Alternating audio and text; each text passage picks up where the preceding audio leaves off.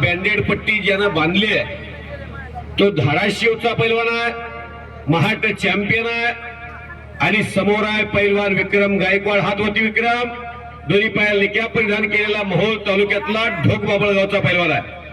कोण? जलाला बोलवलं घेता सतपाल सोनटक्के। चला,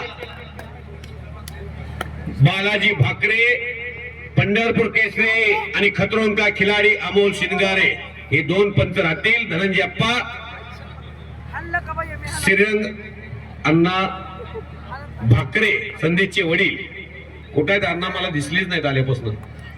खंडेश्वर यात्रा कमिटीचे श्रीरंग अण्णा, आपण असाल तर या। हे पा, धोका देऊ नका, धोका पत्करू नका। छातीला चिकटपट्टी उजव्या खांद्याला लावली तो रवींद्र खैरे आहे, कुर्डवाडीच्या तालमीत सराव करतोय। असलम काजीचा पट्टा आहे आणि समोर जो गुडघे टेकून रोहित पटेल सारखी कुस्ती खेळायला तो विक्रम गायकवाड आहे। कुस्ती करत असताना त्याला थांब म्हणावं लागतंय। सिकंदर शेखच्या कुस्तीला जशी गती आहे तशी गती पकडणारा पैलवान आहे। कुस्तीत कोण कधी अजिंक्यवीर असेल सांगता येत नाही। बाळू बोडकेची विक्रम भोसलेची कुस्ती पुण्यात झाली। विक्रम भोसले खवसपूरचा तिथं पुढच्या फेरीत गेला। तो वरचा कब्जा घेतलेला पोरगा विक्रम गायकवाड मोहोळचा आहे आणि खालचा पोरगा हा कुर्डवाडीचा आहे। अशी खणखणीत कुस्ती 31,000 रुपये इनामाची लागली आहे।